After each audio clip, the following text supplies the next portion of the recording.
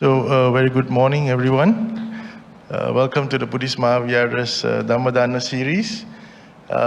We have come back, I think after about almost a month. The whole of April, we almost didn't have any talks.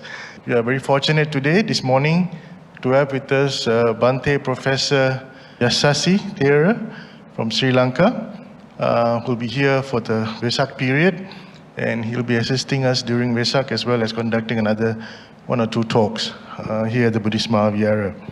Let me read Bhante's profile. Bhante is actually not somebody who's new. He's been here before. I think he's been here 2 years ago, I think. Also coming for Vesak and helping us during Vesak. And so Bhante Yasassi is actually a professor of Buddhist civilization at the Department of Pali and Buddhist Studies at the University of Sri Jayawardhanapura in Sri Lanka. Coincidentally, I think Bhante is the youngest professor in Sri Lanka at the moment, if I'm not wrong.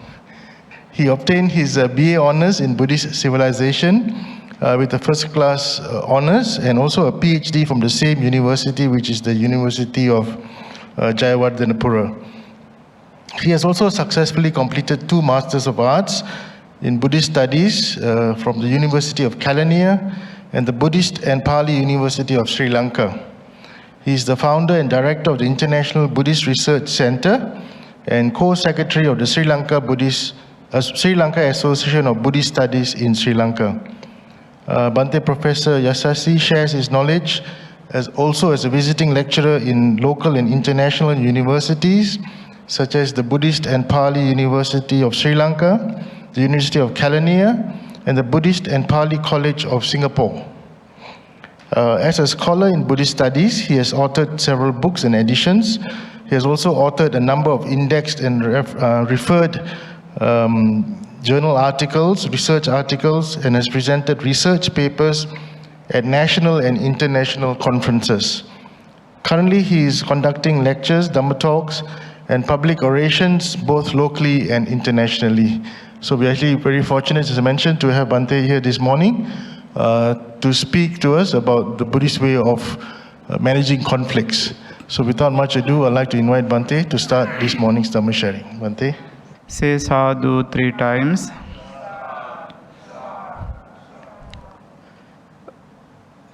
Very good morning, all of you.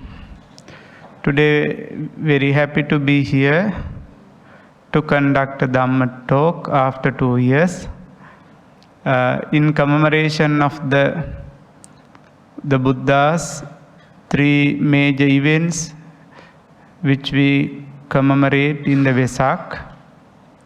So you all are welcome to Buddhist Mahavihara Dhamma series as well as today's talk. Today we are going to talk about one of the very important and timely discusses topic, which is called conflicts resolution. We all know that this is a kind of upcoming issue where we can see throughout the world. Psychologically, we face different kinds of conflicts by ourselves, and materially we face different kinds of conflicts. So what we are going to discuss through this Dhamma talk is how to apply Buddhist teachings, the Buddha's advices, to control conflict and conflict resolutions. So why we are talking about needs of conflict resolution? As you know, sometimes we ourselves face certain issues due to the conflicts made by others. Otherwise, we face that because of our behavior, our thought patterns, our verbally what we are talking, others are affected and they become victims due to our conflicts. Therefore, it is very important to identify why we all are suffered and why we all are becoming victims of victims because of the conflicts that we ourselves perform and because of the others perform. Therefore, the identification of those strategies that the Buddha has pointed out is very important to maintain our life peacefully, happily and harmoniously. So that is why this Dhamma talk, the title of the Dhamma talk is very timely important to our day-to-day life. As we know, conflicts can be arisen in different ways. You can see physically we can see how people are quarreling and how people are making conflicts. On the other hand, verbally, because of our words, how we are making conflicts because of our words. And since our mouth is not controlled, we make conflicts with others. So that is one of the major reasons for arising conflicts according to the Buddha's teachings. I will explain them in detail later. And psychologically, mentally, we are conflicting with ourselves, our mind. Normally,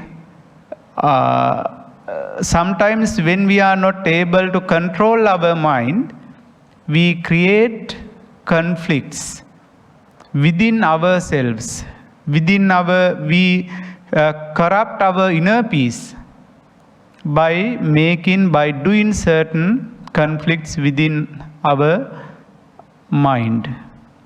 So therefore, conflicts can be identified. They can happen in different ways, as you see. So what is conflict? As we know, by looking at the today's world, conflicts are haunted throughout the world today in different ways. Conflicts, tension, turmoil, and different kinds of issues can be identified throughout the world based on different stratifications. As we know, we try to make some divisions and try to maintain stratifications based on gender, ethnicity, race, religion, politics, ecology, even the ideology. Based on these causes, these reasons, we try to make conflicts. On the other hand, by the present context today, there is a damage for humanity. There is a big damage for humanity because of these conflicts and related issues. People cannot identify, sometimes they cannot identify who is my mother or who is my father. And also they cannot identify their siblings and nearest and dearest people. And with neighbors, they make quarrels and conflicts, they create conflicts. So therefore, it has become a major threat for humanity by the present context. On the other hand, some parts of the world we can see that certain conflicts have been originated based on the religion. So basically say that religion is what our mind and what creates peace in the society, right?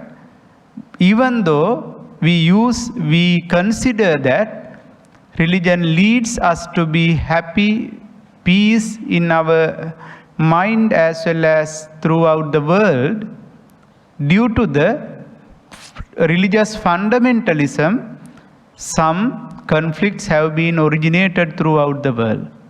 So therefore, it has become a major issue where we can see which has been spread throughout the world today. So this is timely important to find out solutions how to overcome conflicts and how to maintain conflict resolution throughout the world.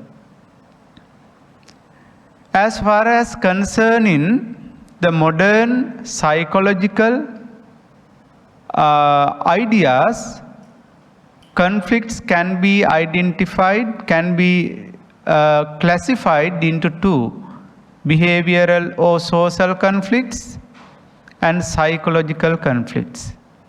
So that having a main, clear idea on how conflicts are originated, this is very important.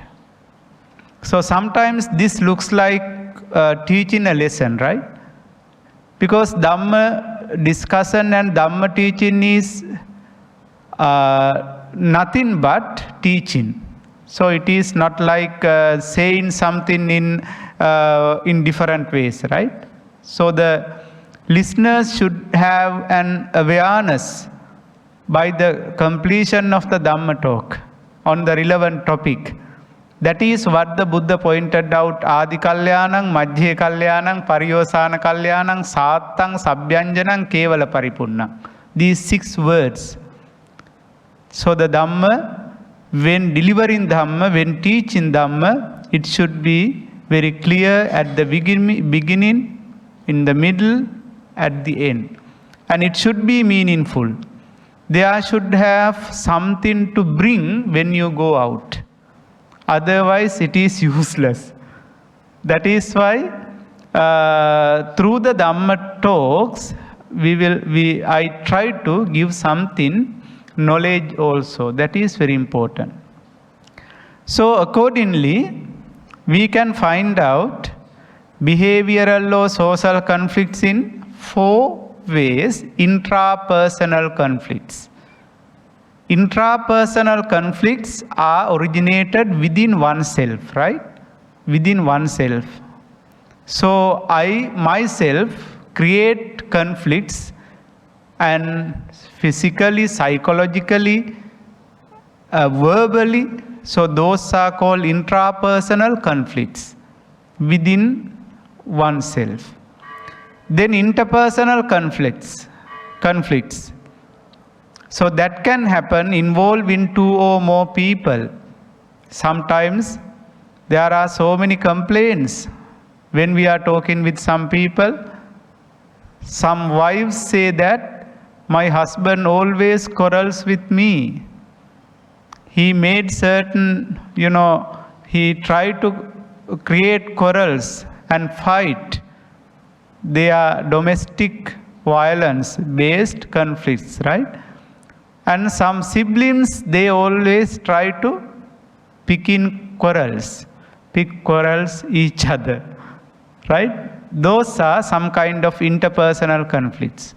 Even in the society, there are certain issues like that. Then intra-group conflicts within a group holding different ideologies, they try to create conflicts.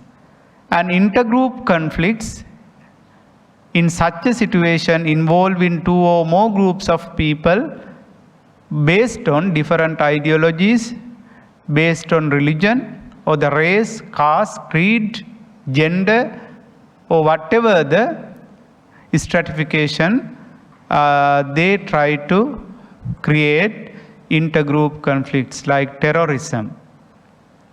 They always based on such kind of stratification and their own identity. Based on that, they will create. And psychological conflicts are totally related to human mind. So that is what Buddha has pointed out. Basically, conflicts are a kind of psychological basis in Buddhism. It is not based on the behavioral or social conflict. All are psychological. Then they are turning into, after creating psychological conflicts, they direct towards the behavioral and social conflicts accordingly. So we will discuss them in detail based on so many Buddhist discourses. So let me pay your attention to Buddhist view on conflicts. How we can identify conflicts in Pali canonical text. You know, there are so many discourses that the Buddha has pointed out the relevant terms related to conflicts. One is called kalaha. You know the word kalaha, right? Kalaha means contention. Then viggaha. Another Pali term used to denote conflict is called viggaha, means disputes. The real Pali term is disputes. Another one, vivada. Vivada, debate. And another one is called ghattana. Another Pali term, ghattana. Ghattana means directly say that conflicts. We call in Sinhala gatum. Conflicts, ghattana Pali term. Why in different places in Pali canonical text, Buddha has elaborated how the usage of these different words in different context based on different causes. That is why identification of these four words, kalaha, viggaha, vivada, ghattana, are used different ways in Pali canonical texts. On the other hand, once Buddha said in Samyutta Nikaya, nahang bhikkhave lokena vivadami lokova maya vivadati. Right? Once Buddha said that he was not in dispute with the world, but the world was in dispute with him. What does it mean? Buddha never tried to attach with the people or society. Buddha never tried to make quarrels or create disputes with the society, but the society tried to make disputes with him based on their ideologies. Right? That is the nature of the Buddha. This emphasizes that Buddha never tried to make any kind of contentions, disputes, debates or conflicts. There is no place with the Buddha on any kind of place has not given by the Buddha so for the conflicts or such kind of issues. So then let me introduce what are the reasons for causes for conflicts. Why we create conflicts and with others. I can remember there was a person in my village that he had a habit of picking quarrels with others. Always he tried to pick quarrels with others, he may create conflicts. If there is no conflict, what happens? He feels that he is not living. Therefore, always try to catch with someone and try to create a kind of, based on whatever the things, try to create quarrels. There are some guys like that, no?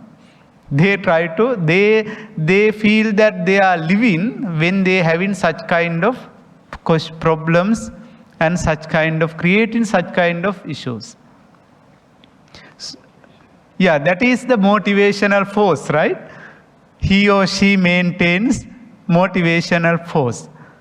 So that is some kind of, there is no specific reason, but the thing is that one who wants to create conflict, they try to use whatever minor reason, sometimes maybe a word uttered by someone else. Based on that, by attaching that, try to maintain those conflicts like that. So I'll explain how Buddhism points out. So according to Buddhism, all the conflicts are psychological, as I pointed out. Now Western management as well as psychology and modern subjects, they try to point out that conflicts are behavioral, right? And material, physical, something like that. But Buddhism, core teachings of Buddhism clearly emphasizes that all the conflicts are psychological and they originate based on mind. Based on mind, then other parts of the body would be activated based on mind. That is why Dhammapada points out, mind precedes thoughts, mind is the chief, they are quality made by mind, and mind is the forerunner, right? Buddha says, Mano Pubbangama Dhamma. As you all know the meaning of these stanzas, therefore I am not going to elaborate in detail. But it says that, Manasache paduttena basativa karotiva. Manasache paduttena basativa karotiva tatonang dukkha manveti chakkangva vahato padang. Right? If with base mind one speaks or acts through that, suffering follows one like a wheel follows ox foot. So Manopubbangama Dhamma, it means mind is a forerunner. So all the contacts, all kind of conflicts are originated through the mind.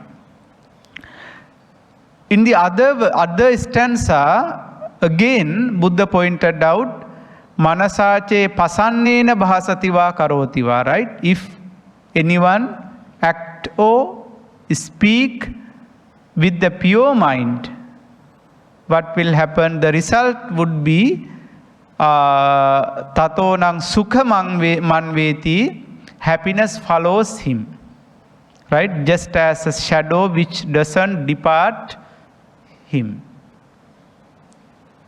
So what is here, the most important thing is that Buddhism clearly identify mind or the one's own psychology is the main forerunner to create conflicts.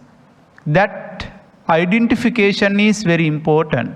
Sometimes we try to deposit, having made certain conflicts and quarrels, we try to deposit it into others' bags, right? Saying that because of him or her, I create certain issues, and she or him, he always try to pick quarrels or something like that. It is for our easiness. To make our mind happy, we try to put them into others' accounts. But Buddhism says, this is the mind always maintains ourselves, our inner peace or the conflicts or whatever creates by our own mind. Then why we try to create conflicts? There are two words in Buddhism where we can see in the Magandiya Sutta of Sutta Nipata. In Sutta Pitaka there is a portion called Sutta Nipata. It consists of a discourse known as Magandiya Sutta. Right? In this Magandiya Sutta, there was a Brahmin known as Magandiya by the time of the Buddha who had a very pretty daughter. So the Brahmin Magandiya wanted to find out the most handsome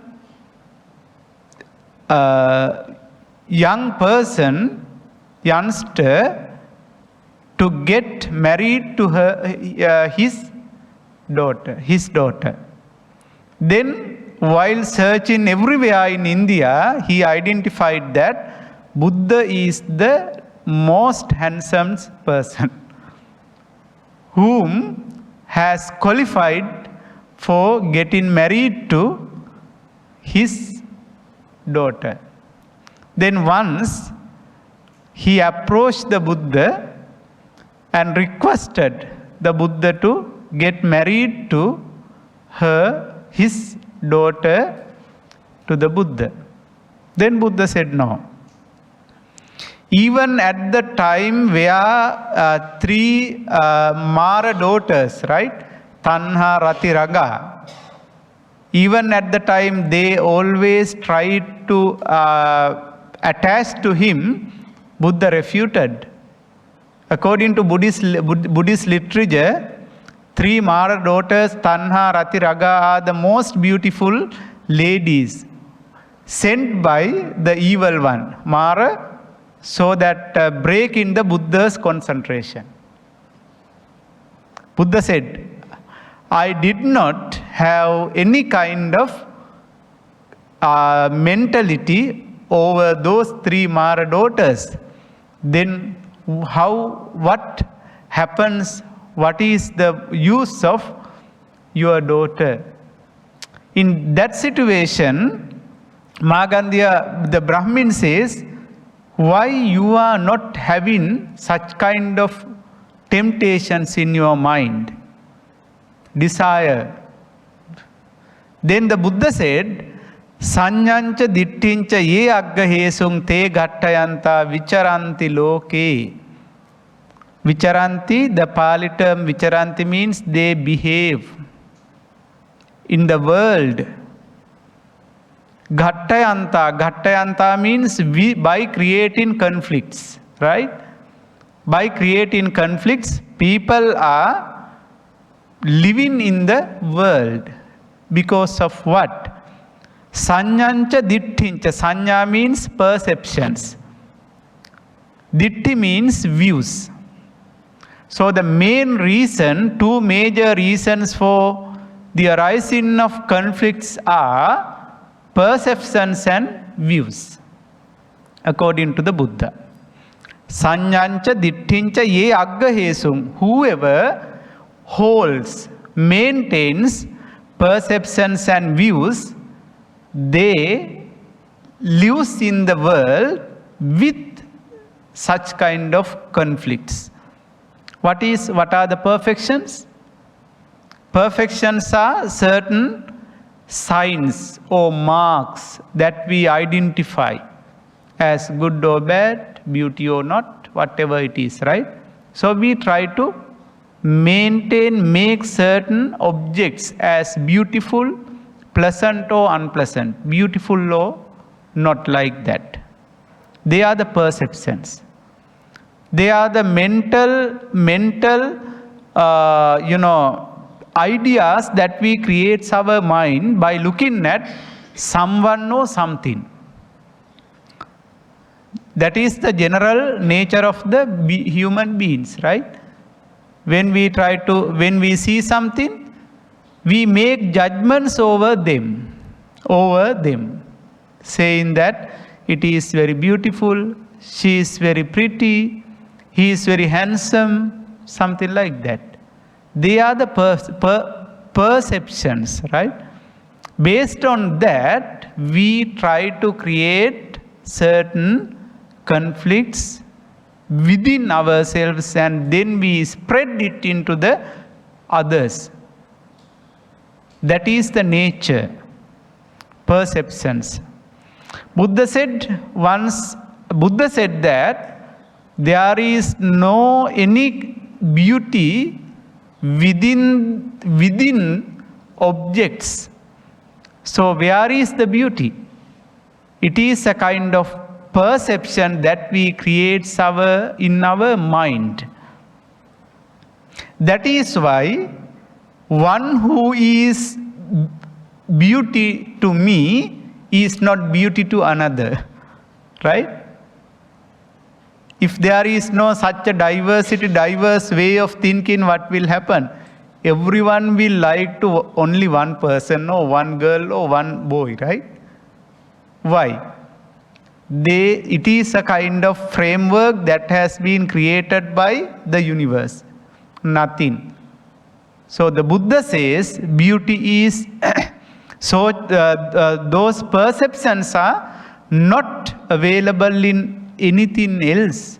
They are created by ourselves in our mind. Based on the human thought patterns, we judge, we make judgments over them. So by holding those perfections, people try to create conflicts within and without. On the other hand, second point says the views. Sanyancha dittincha. Ditti means views. What are the views? Basically, Buddha says that while thinking of I, Sakkaya Ditti, I, my and myself. Normally, people always try to think like that, I, my and myself, right? That is the nature of the Sakkaya Ditti. Then one who is thinking like that always try to create those things according to the Magandhya Sutta of Sutta Nipata. So there are two major forces for the origin of the conflicts accordingly, perceptions and views. So we have to be identified them. Another one of the most powerful and most important discourse with regard to the conflict resolution is called Kalaha Vivada Sutta. Hope that you remind Kalaha Vivada, two words that I have pointed out in the beginning. Kalaha Vivada Sutta, the discourse on quarrels and disputes. Once a person approached the Buddha, then he raised a question from the Buddha. What was the question? From where have there arisen quarrels, disputes, lamentations, sorrows, alone with selfishness, conceit and pride, alone with divisiveness? From where have they arisen? Please tell me. It means a person, a guy, approached the Buddha and raised a question from where the quarrels and disputes are arisen, generally say. Right? Then the Buddha mentioned the quarrels are created not because of one point, one factor, right? It is because of certain series of factors. It doesn't happen, unconsciously, according to the Buddha's teachings. So Buddha mentioned that main cause is the things dear in the world, animate and inanimate objects. What is lovely? What are the lovelier things that we are maintaining in our mind? Based on that, most probably quarrels and disputes are arising. How it happens? Why we try to make quarrels and conflicts? Because we try to make something ourselves, right? We try to make someone ourselves. With that conscious, we try to create some of the conflicts within among others. Look at here, this is the way that Buddhism has emphasized in Kalahavivada Sutta to identify the process of creating conflicts. The process of creating conflicts. So here you can see the quarrels and disputes, that is the final outcome. Why quarrels and disputes are originated? Because of loud objects, things what is dear. They can be animate or inanimate, right? They can be animate or inanimate. Based on the loud objects, animate or inanimate, we create quarrels and disputes. That is the nature. That is the nature. You know, one example, there are certain childs, when there are 2 or 3 childs in a family who are in the same age or the similar, in such a situation, if a doll is given to 3 of them, what will happen? What will happen? They try to fight or quarrel each other. Why? So that assuring the ownership, right? Why? That is because of the lovely objects that they are interested in. The simple example, that is the nature. Then why we create such a things or the loud objects? Because of the greed or craving. The Buddhism is based on the dependent origination, as you know, right? So everything is classified, analysis based on the dependent origination. So why we attach to certain animate and inanimate objects as lovely object? Because of the greed or craving. We attach to them. And then why greed or craving arises? Because of the desire. The Pali term chanda. Chanda means desire. Right? With desire, we create craving or greed. We try to make it ourselves. And the Buddha mentioned how desire originates. Buddha said, pleasant and unpleasant, feelings of pleasant and pain, or pleasant and unpleasant. When we see that something pleasant, we create desire. When we see something unpleasant, sometimes we don't try to attach to them. So based on that judgment we create in our mind, desire originates. So what is the reason for identifying pleasant and unpleasant, such a feelings? Because of the phassa. Phassa means contacts.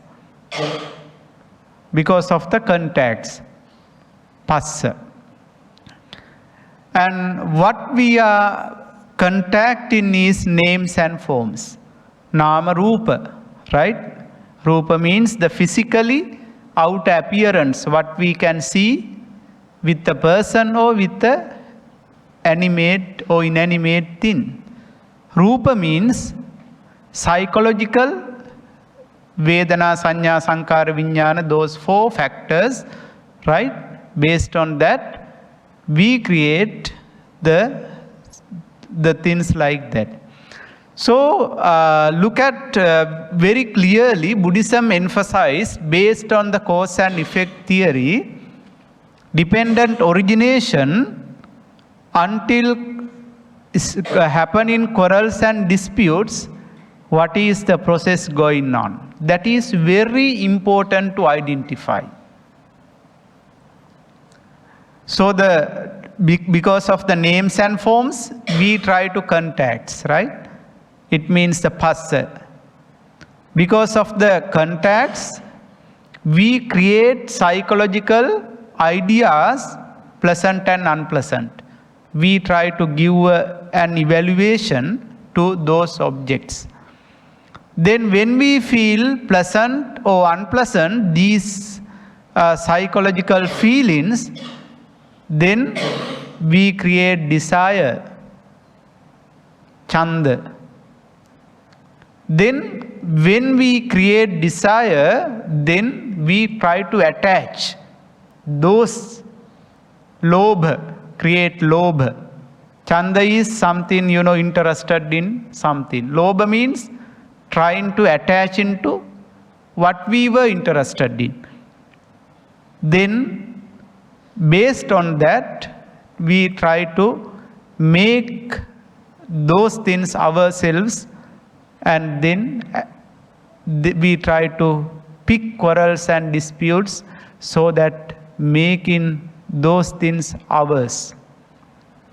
So this is the process which is mentioned in Kalaha Vivada Sutta, that the causes that led to the origin of quarrels and disputes accordingly.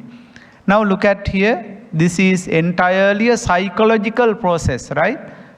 No physical or the material things are here.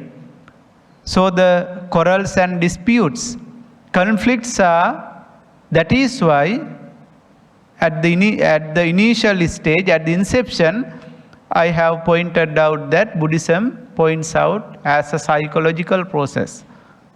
Okay? So based on our psychological situation, we create our mind into such a situation. On the other hand, there are another discourses where we can see the causes for the conflicts. Now all these are very practical, you can use in your day-to-day life, right? Now look at here. In Chula Vyuha and Mahavyuha Suttas of Sutta Nipata points out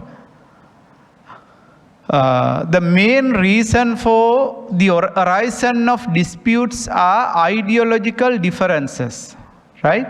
Which is called dogmatic view. Dogmatic view. There are certain individuals who are always trying to maintain dogmatic view as the one's own view is the correct, others are incorrect, right? Buddha said that idhameva manyang, idhameva satchang, mogha manyang. Idhameva satchang, idang eva satchang. This is the only truth. Mogha manyang, others are not truth. Others are false. By holding this view, certain people try to emphasize by making one's own idea a concrete. Then what will happen? Then, based on that dogmatic view, people try to quarrel each other, argue each other. Then the argument would be transformed into a dispute. Dispute would be transformed into a quarrel and finally conflict. So the dogmatic view is another main cause. Sometimes we don't try to be pragmatic, right? We always try to maintain our own view as the right and correct, without a rationale, without any kind of, clear understanding. We try to maintain our own idea as the correct. That is called dogmatic view. There are certain individuals, right, who by showing the sun, he tried to say that this is the moon. Even though others tried to aware him that this is the sun, no. Finally, even though he has finally identified that this is the sun, he don't want to be second. Therefore, don't try to understand, don't like to be second, and they don't try to lower down their dogmatic view. That is the nature. Even in our day-to-day life, we have some people, most probably we create quarrels based on those dogmatic views. So therefore, Buddha has mentioned in the two discourses, Chula Vyuha and Mahavyuha, Idhameva Satchang Mogamanyang means the dogmatic view of truth based on different parties claim that they alone have truth while others do not. The Buddha said no. Buddha was a very pragmatic religious teacher. He always tried to respect others' views, others' ideas, right? Then what happened? While respecting others' ideas, others' views, sometimes Buddha changed some of his views maintained by himself. That is how Buddha became not a dogmatic but a pragmatic religious teacher. So even in the Buddha's teaching, the problem was that until people are maintaining dogmatic view, definitely that would be a reason for arising conflicts, intra-conflicts and interpersonal conflicts also. That is another idea maintained. However, this sutta mentions dogmatic view is the major cause for arising of conflicts. Another discourse, this is very important. This is called Arana Vibhanga Sutta, right? Arana Vibhanga Sutta of Majjhima Nikaya. This course has given a very vast explanation of the origin of the conflicts. What is called Arana? Arana Vibhanga. Vibhanga means analysis. Vibhanga means analysis. Arana means a runner. Rana means the war. The Pali term Rana means war or conflict. Arana means the status of non-war, not having a war, or the non-conflicts. Arana. So therefore this discourse is called the Sutta of Analysis on non-war or non-conflicts, Arana Vibhanga. In this sutta, Buddha has clearly emphasized there are 6 ways of arising conflicts. There are 6 ways of arising conflicts. 6 causes. Number 1, one should not pursue sensual pleasure, self-mortification, should avoid 2 extremes, should practice Noble Eightfold Path. Because of the 2 extremes, most probably conflicts are arising. Self-indulgence and self-mortification. Even in the very first sutta delivered by the Buddha, which is called Dhamma Chakra Sutta, Buddha pointed out Dveme bhikkhave anta pabbajitena nassevitabba. There are two extremes the monks should avoid. Why these two are considered a cause for the arising of conflicts? Because extremes are a kind of, dogmatic view that people maintain. Self-mortification and self-indulgence. That is what the Buddha pointed out. Annihilationism, and based on that, people try to maintain one's own idea as correct. Therefore, when existing with these two extremes, the person who practices these two extremes, they definitely maintain dogmatic view. Until existing dogmatic view, one cannot avoid those things.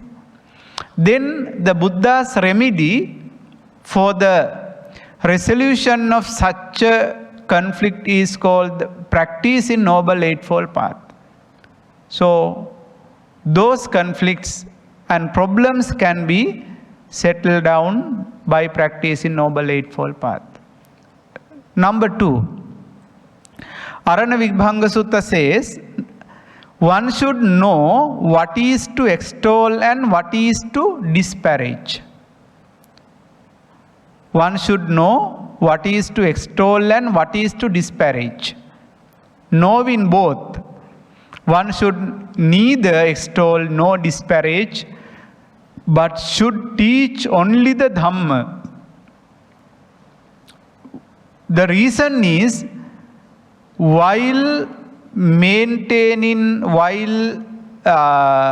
having a clear-cut understanding on what is extol or what is to disparage, that understanding would clear the path for him to identify the real teaching of the Buddha. Otherwise, cannot. So therefore, Buddha said, as a second point, that is to be originating certain disputes, this second point also should be identified clearly. And third point, one should know how to define pleasure, and knowing that one should pursue pleasure within oneself. That is also very important. One should know how to define pleasure, and knowing that one should pursue pleasure within oneself. Within oneself means it is a kind of mental understanding, psychological understanding by oneself. And the fourth point says, one should not utter covert speech, and one should not utter overt harsh speech. Both should be avoided. Because Buddha has clearly mentioned that most of the conflicts are arising based on our speech, right? Based on our mouth.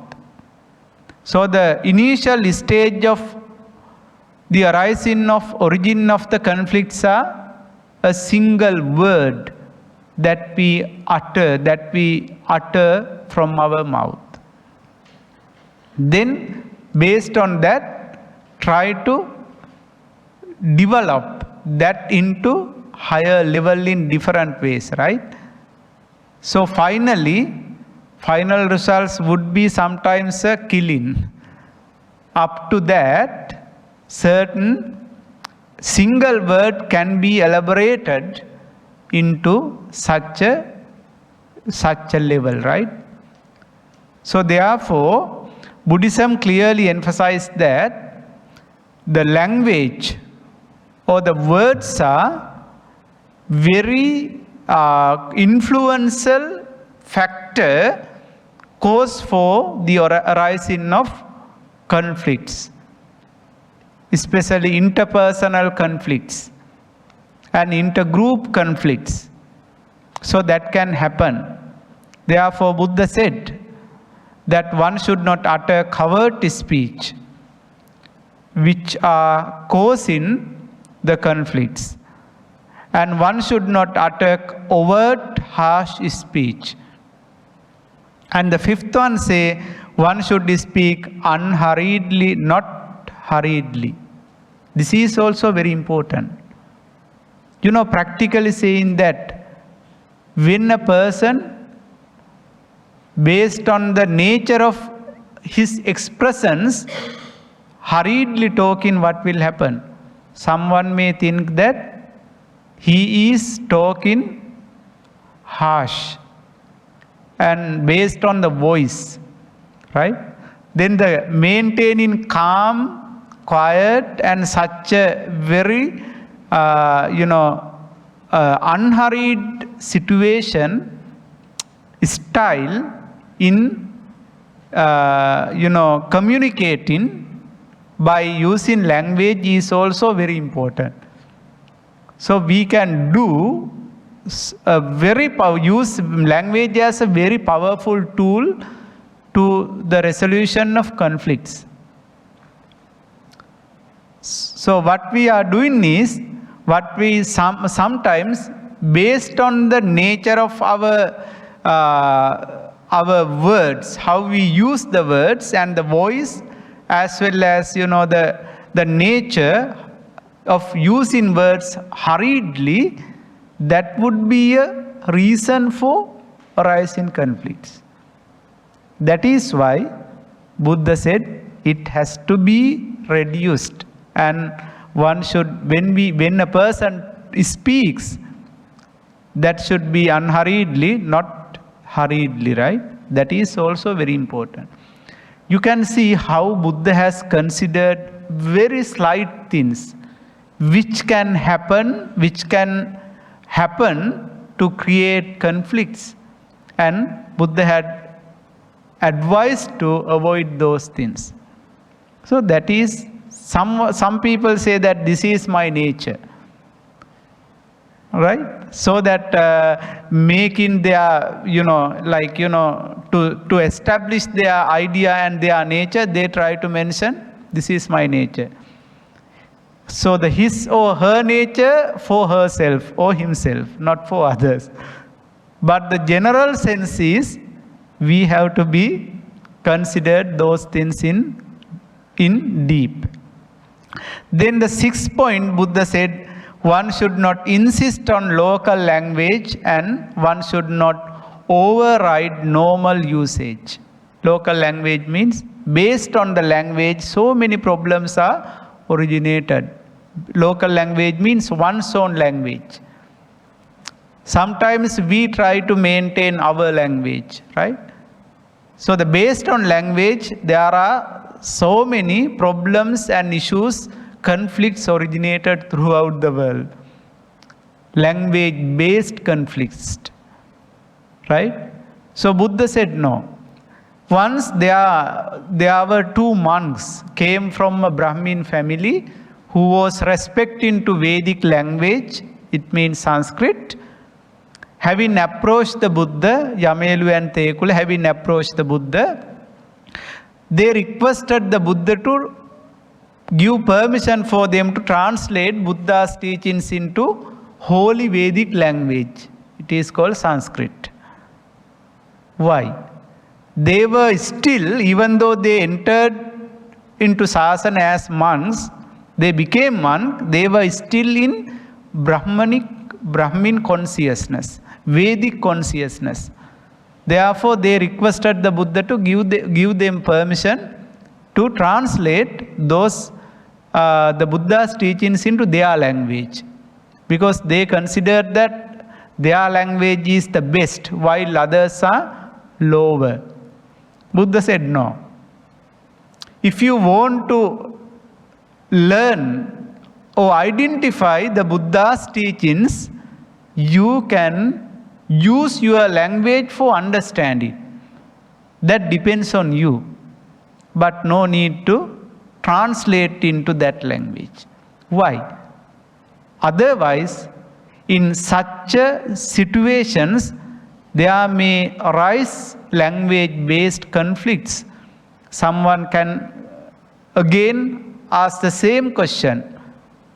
Then finally, the Buddha's teachings, based on the Buddha's teaching, another conflict can be arising based on language. That is why Buddha did like that. Understood? So what does this say? Language can create so many problems and issues. Not only the language, the way that we use language, the style, expression, and the way that we use language can be caused for certain disputes and problems. That is why in Arana Vibhanga Sutta, Buddha says, if one needs to avoid conflicts and wars, definitely they have to carry out these 6 points with their understanding. Here there is one very important practice. What is that? First, Buddha said you have to avoid. And second part, Buddha said, then you have to practice. That is just as, 5 precepts, right? 5 precepts, Buddha said, Panatipata, Veramani, Sikkhapadang Samadhiyami. So the first part of the precept, Panatipata, Veramani. Veramani means avoiding. That is called Virati. Virati means abstaining from. Then the second part says, Sikkhapadang Samadhiyami. It is cultivating, right? So there are both 2 aspects. Even in this Arana Vibhanga Sutta, Buddha has clearly emphasized at the inception, one should avoid this and this. And second part, Buddha said, having avoided, then one should practice this. So this is it means the theoretical part and the practical part, both are included in these teachings. That is very important. Normally, we can see in certain situations only the theoretical things, right?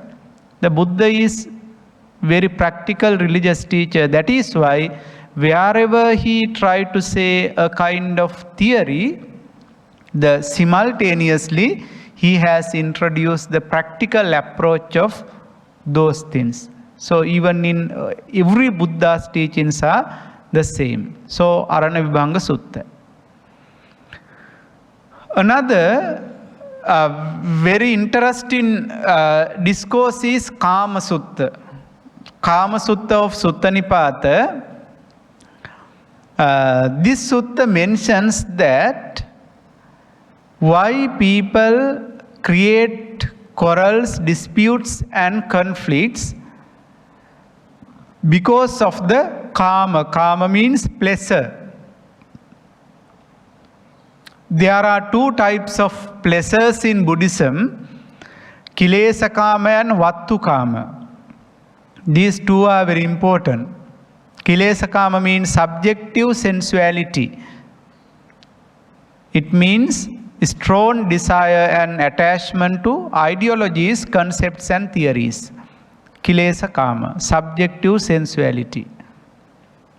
People cause quarrels and disputes as well as the conflicts, as we discussed earlier, based on the ideologies, right? And Vattu Kama means objective sensuality. Material things such as wealth and so on. Objective sensuality. So that is what we were talking earlier. Then, how these are some other examples from Sakkapanya Sutta. Sakkapanya Sutta also gives example with regard to the origin of the conflicts based on psychological conditions. Then what is important here is how conflicts can be the resolution of conflicts. The Buddha's way is very important, where he has pointed out in his very first sutta, Dhammacakkappavattana Sutta, so that Four Noble Truths can be applied for the conflict resolution. Now there are 4 Pali words here: Pariññeyyang, Pahatabbang, Saccikatabbang, Bhavetabbang. When these words are here heard, you may remind Dhammacakkappavattana Sutta, right? So it is, the Pariññeyyang means the problem has to be known or understood. The Buddha's theory is very unique because in whatever the situations, whatever the conditions, the Four Noble Truth can be applied. That is a theory. That is not for suffering, cause of suffering or whatever, right? Four Noble Truth as a theory, we can apply them into whatever the conditions or whatever the situations. Pariññeyyang means the problem has to be known or understood. The first thing is, you suppose that if you have a conflict, quarrel or dispute in your mind or with some other, then it has to be identified. How it can be identified? We should be aware, we should be able to aware the causes that led to those problems. It means the conflicts. So Buddha never said, Buddha said that if a person send an arrow and if he is shocked with that arrow, what has to be done first? Whether the arrow should be found or whether the injured person should be treated. Buddha said, first the injured person should be treated and secondly the arrow should be found. In the same way, Buddha's way is something very scientific and philosophical. So that is why the problem should be identified. Then pahatabba, then removing the cause. Having identified the cause for the problem, question or the conflict, then it has to be removed. So the removal should be not the problem, conflict, but the cause for the conflict. We have to address the root. Otherwise, it cannot be removed. Then Saccikatabbang means solution has to be realized. There may be different types of solutions, right? Out of the different options, the most effective, most practical, most important solution should be identified, then that is called Saccikatabbha. Identification of the most practical and most effective solution. And bhavetabba means the path for leading to the cessation of the problem. Solution has to be practiced. So finally, that has to be practiced. So in conflict resolution, this theory can be applied in every situations. You suppose that if you are having any kind of mental issue, mental problem, or any kind of problem that you are suffering, then you can apply that put into this theory, and then you can search for an answer. So this is a unique theory that the Buddha has preached.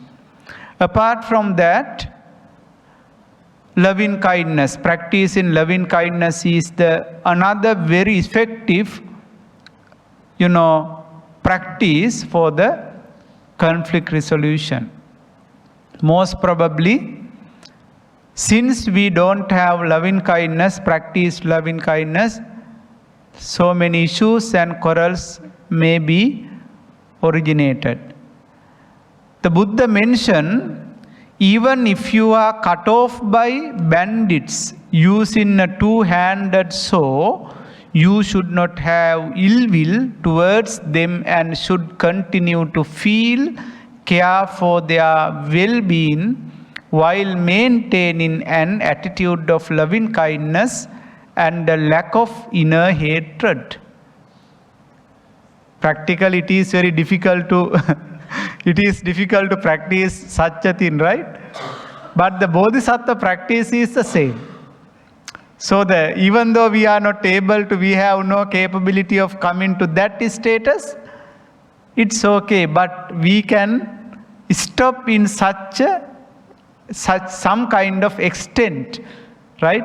It says that in different situations we have to be, we should be able to look at them patience, right? Without making quarrels or conflicts based on ill will. So that is what Buddha has pointed out. So loving kindness is one of the most and the common strategy that can be applied for different issues, different problems and different situations, right? So that is something should be cultivated in our inner peace.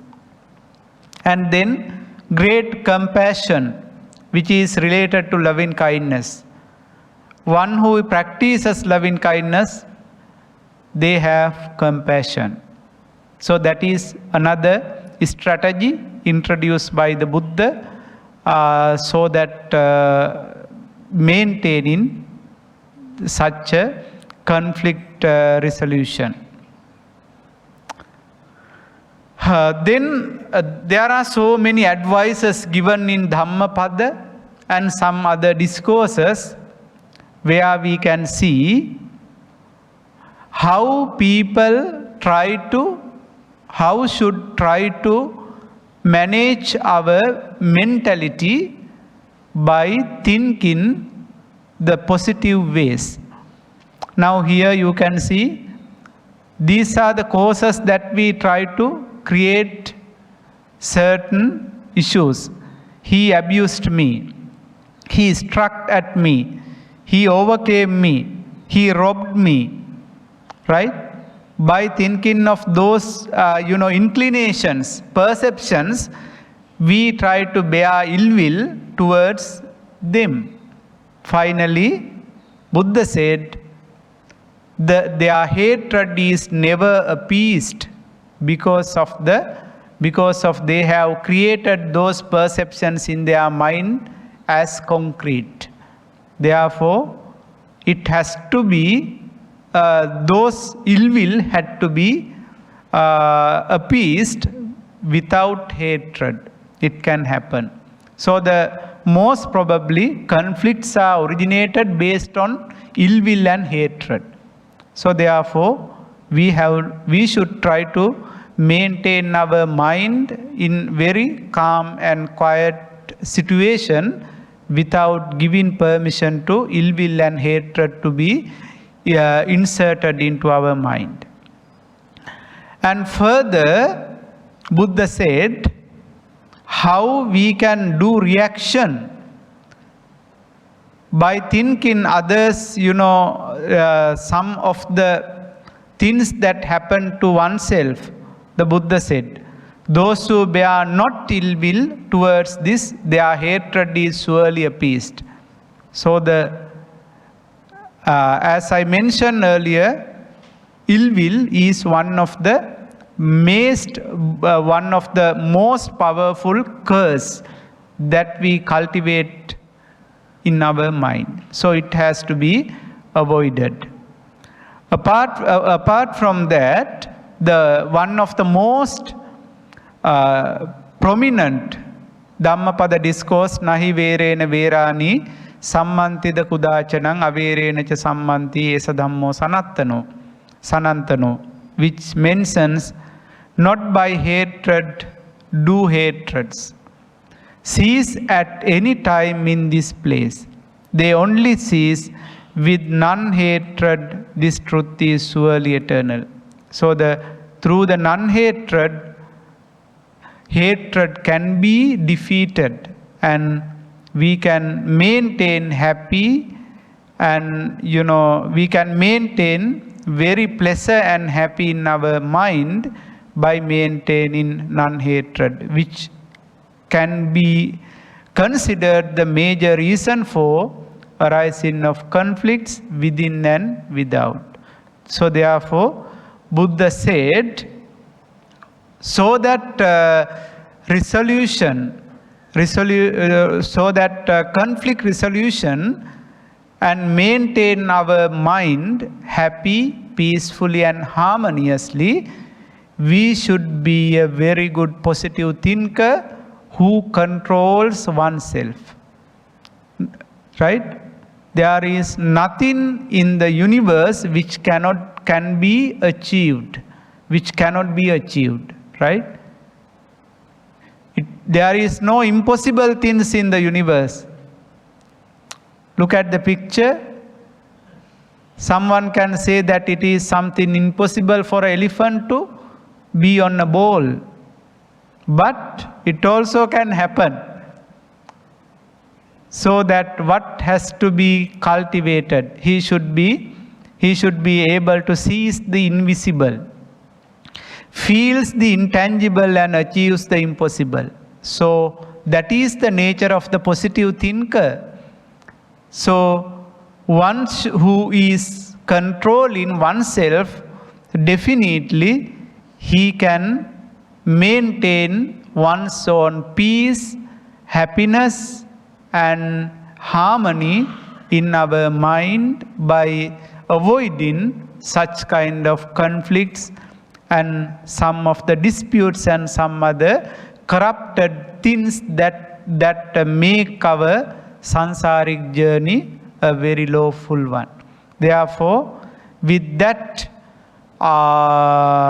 explanation, I would say, I would like to elaborate. Once the Buddha pointed out, Samagga Hotama Vivadata, stay united and never quarrel.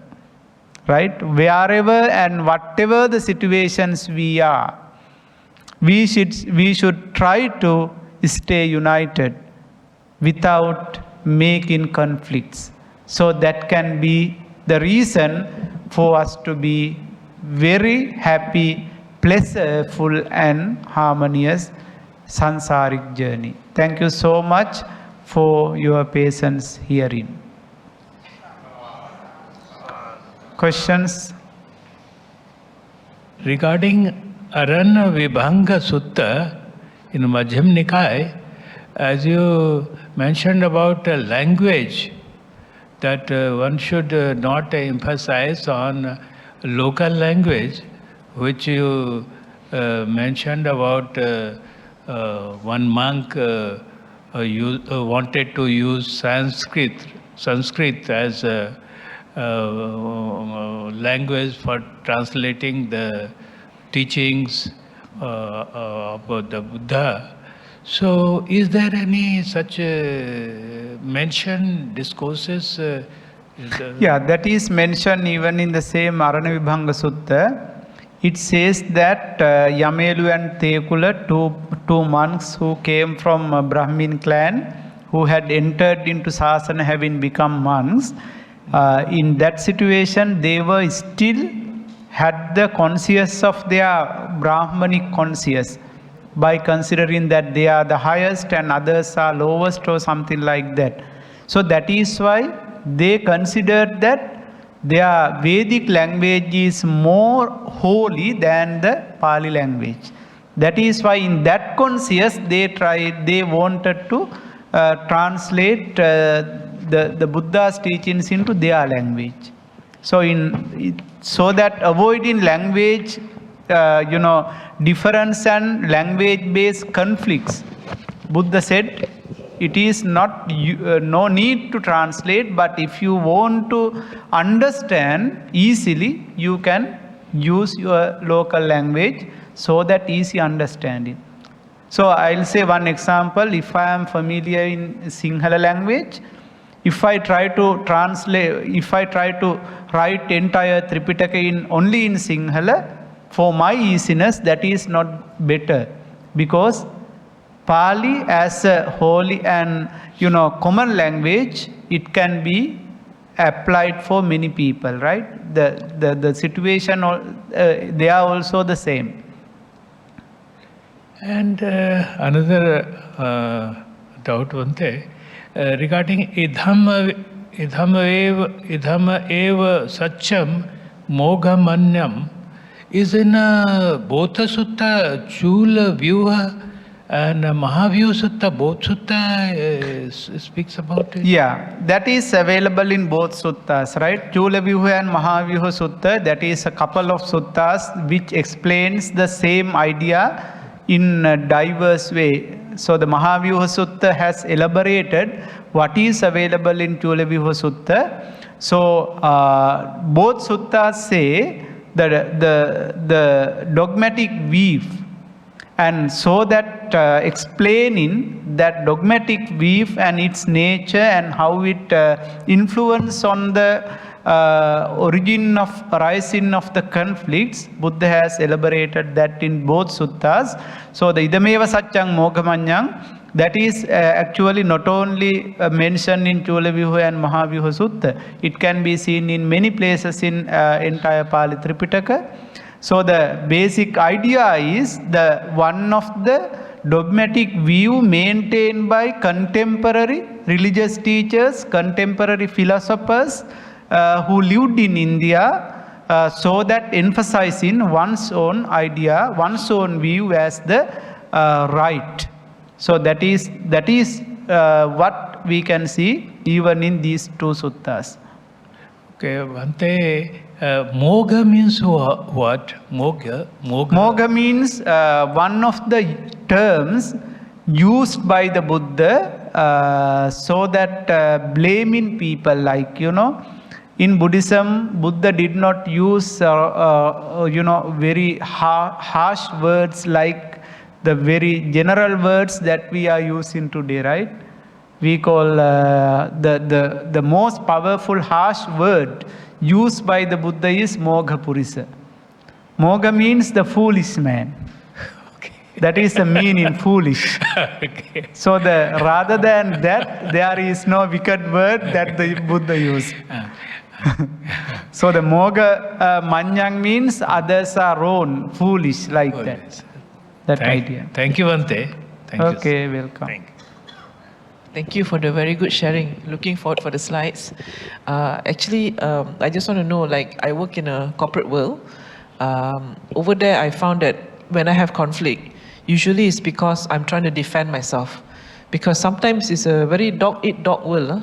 So people like to steal credit after you do all the hard work. Like, they like to steal and call themselves doing that work. That's number one. But I said, if you have the mindset of people abuse me, rob me, so I know where it's getting. But we are actually a lot trying to defend ourselves and our work. Number two, so a lot of people stealing credit lah. In a way, they already break the precept lah of not stealing.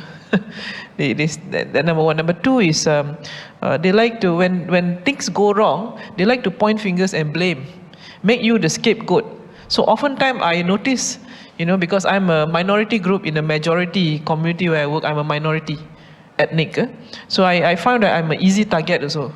Yeah, like they want to blame. So I was oftentimes trying to defend myself. So I found that's how conflict occur. How do I get out of this in in in whatever approach you share, the 4 noble truth, loving kindness, how do I come out from this situation? Because sometimes it's not the people, sometimes it's the system, it pits one to the other. The system makes people fight. The system is not perfect. Yeah. So how do we get out of a situation where when there's something go wrong, they need to blame someone? We want to prevent from being blamed. Yeah. Number 2, I am serious by nature. So sometimes I saw just now you said one of the things we need to our expression, our pace, right? A few things just now, the cause. So you see, I have a certain serious look. I don't smile so much. Sometimes I look angry. Sometimes I look a bit depressed. What should I do? I can't do surgery lah. This face is this face. So what can I do? But I can't smile also. Like sometimes if there's something ongoing, like heated situation, I cannot smile. Why? There's anger lah. The thing is So that, how we manage, right? Yeah. How we manage, our, for my personal experience, even though I have hundreds of works to be completed, I'm always smiling faces. Sometimes there are so many things to do today. There are so many duties to perform. But we have maximum capacity for everyone. We cannot avoid that. That is unique for you and me and the others, right?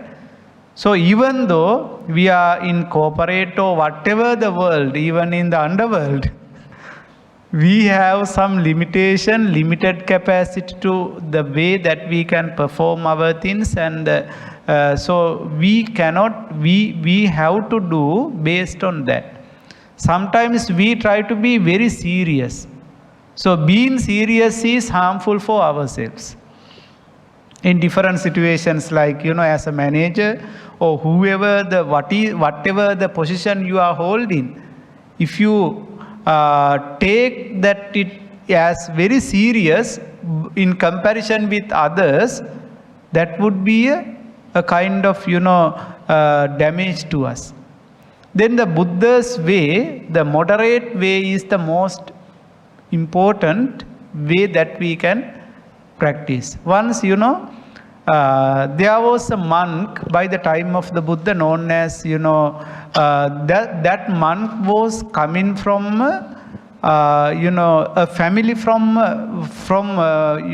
playing flute or something like that, one of the musical instrument, right?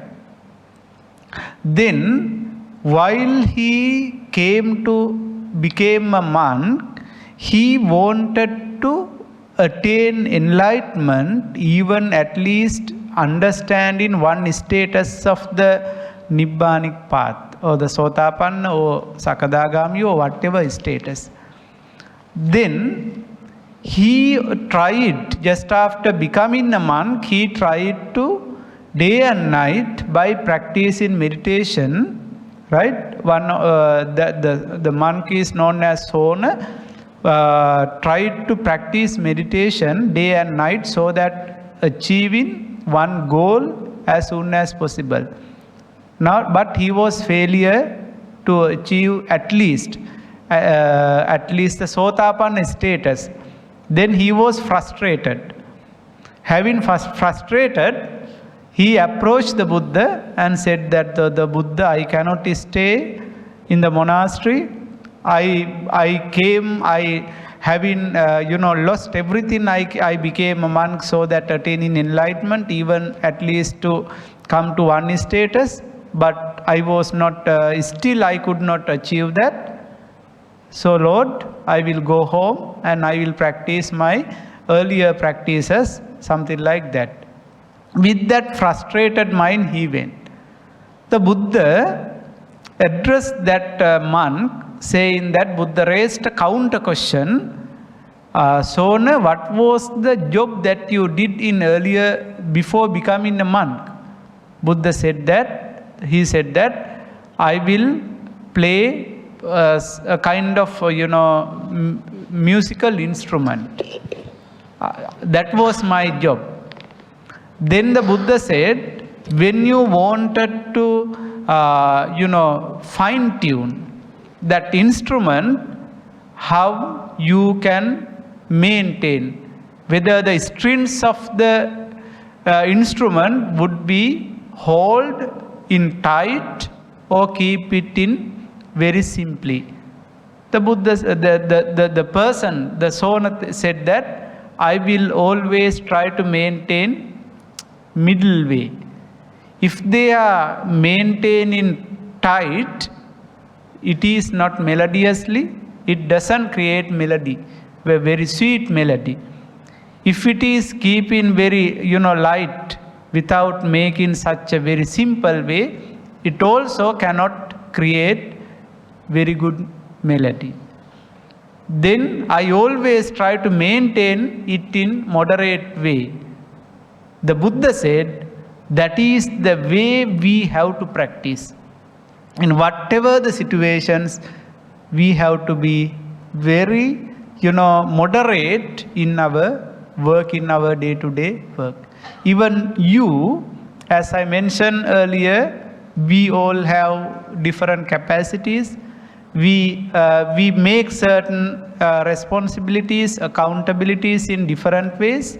And some managers would be very, serious, while others are careless.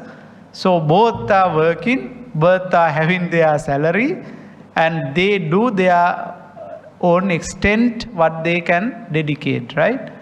So the person who has done so much, dedicated so much, would be sometimes would be frustrated because of the different situations as you mentioned, while the other person who is working careless for some extent, but he maintain the personal life and the professional life in some extent.